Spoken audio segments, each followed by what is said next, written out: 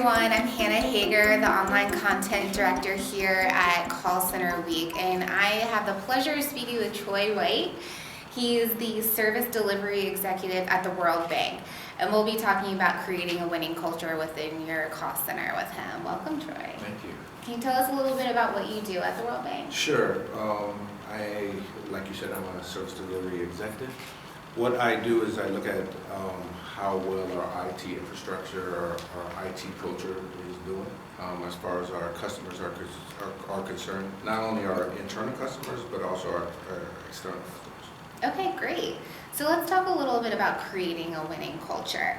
And also tying that in with customer satisfaction. What advice would you give organizations that are trying to achieve both of these effects internally, externally?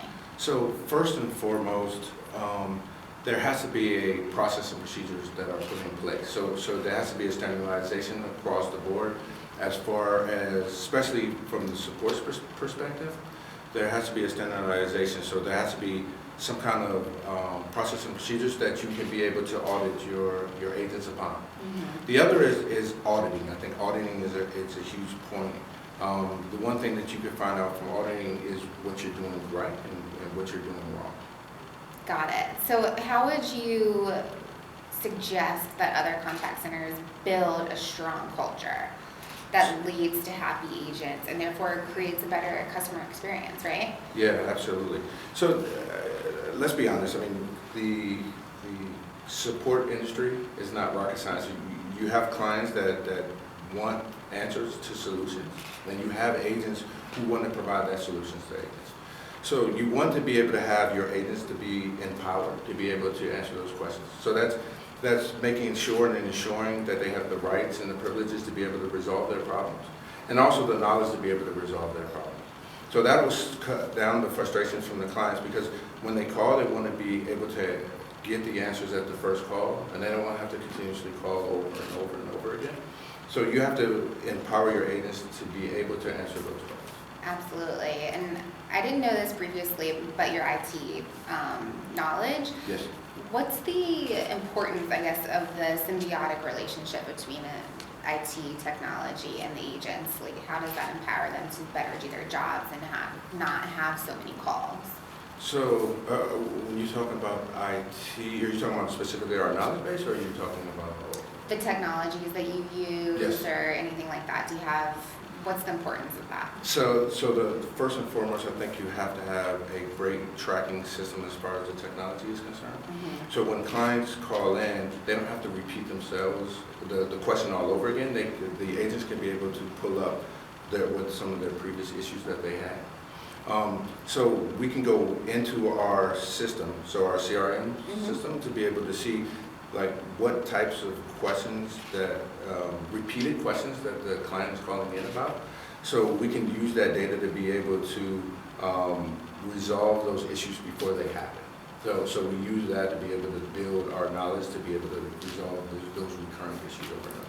So the technology is the foundation that you build a great customer experience. Absolutely. You have to have technology up front. I mean, because without the technology, you will not be able to understand what the real issues are from your clients. Or the journey that they've taken to Absolutely. get to where your agent is. Yeah, absolutely. What you want to do is reduce their frustration. I mean, yeah. At the end of the day, you want to reduce their frustration as best as possible. And I think that having a great system be able to track the types of calls that come in, I think that's important. And not only have that to be able to track what comes in, but also a documented place where you can learn from.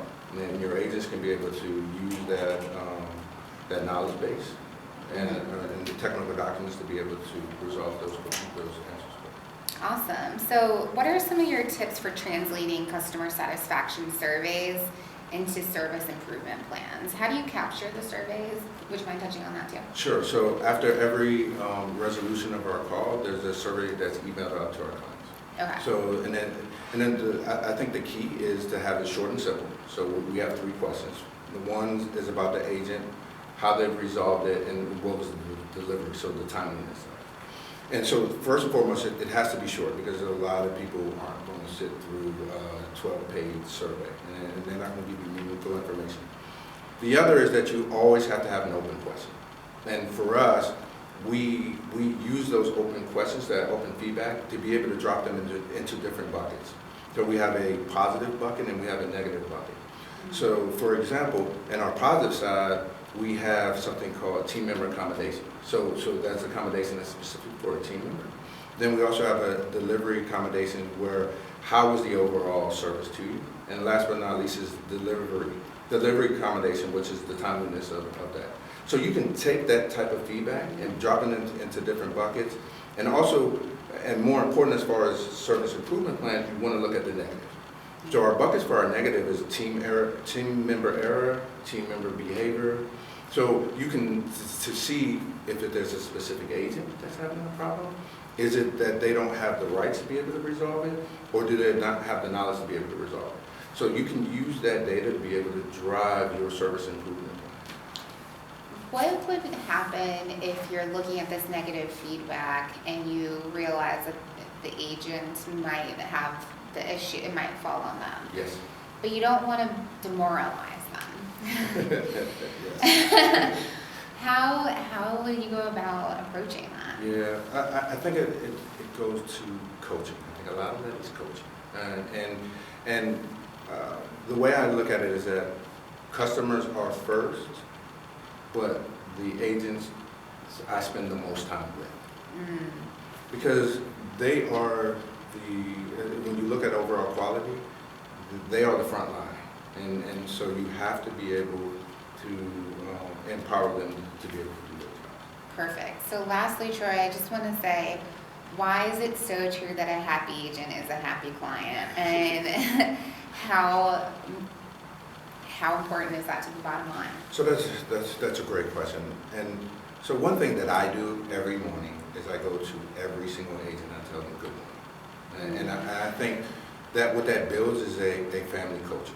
And I don't ask them just for the simple fact of asking them. I actually truly want to know what's going on in their life.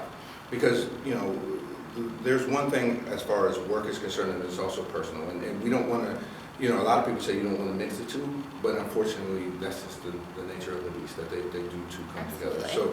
So to understand where they are personally will help you also in the coaching to understand their psyche and their mentality at that time. So I truly believe that everyone gets 3 strikes at my organization, on my team, because it might be a situation and the reason why they had a bad day,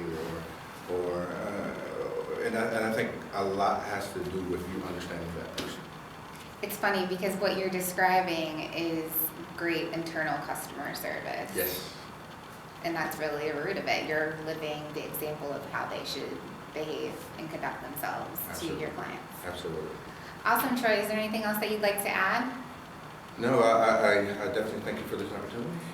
And no. I hope you enjoy yourself at the conference. Thank you so much. Appreciate it.